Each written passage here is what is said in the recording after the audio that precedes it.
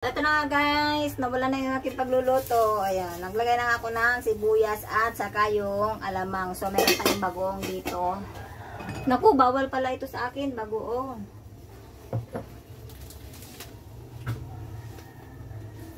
Konti lang ilagay ko, tsaka walang lasa ang gagawin ko. Yung maano lang.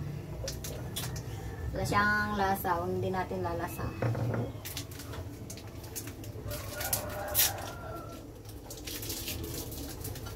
Kasi ito lang ang kakainin natin guys. So, at saka nag-prepare nga tayo dito ng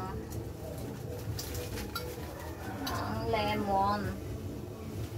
Adan natin guys. So, bago tayo kakain guys, inugun tayo ng lemongrass with lemon. Tayo dito ng drinks. Wala tayong honey. So, mas masarap sana guys kung may honey tayo. Ay! Hindi ko nga pag napipiga ay pumasok agad. So, tamang-tama masarap pa ito siya guys. Mainit-init pa siya.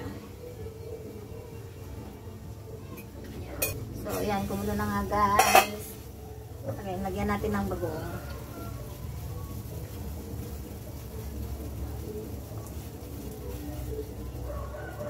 Konti lang nga guys yung nilagay kong bagoong kasi may sugat tayo sa paa, may bukol. So, hindi pwede. Bagong biopsy ito. Lagyan lang natin ng pampalasa. At ilagay na natin guys yung ating sitaw. So, simpleng ulam po tayo ngayon. Ayun.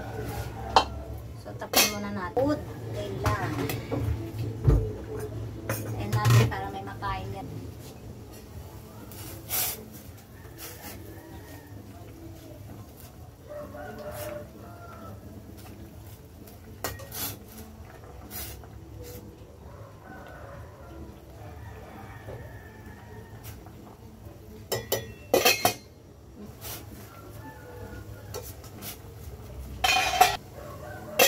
So, ilagay na nga natin guys itong ating alugbati.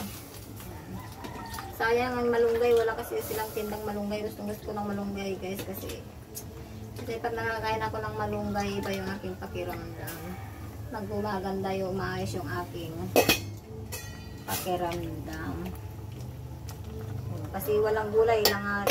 Buong linggo walang gulay guys. Gulay para lumakas yung ating pakiramdam. Ayan. So, kakain na tayo.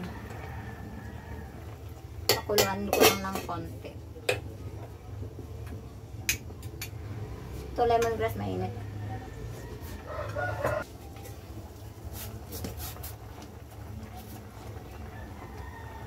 Yung sarap ng aking gulay. O, simpleng ulam tayo ngayon guys. Ito yung aking ulam for today. This is our ulam of today, for today guys. Ayan. For today's video, luto tayo ng yan, dahon-dahon. May mga ayaw madamuhan ng kanilang bituka. Ito na yun guys. Alright, okay na to. Kain na tayo. Thanks for watching.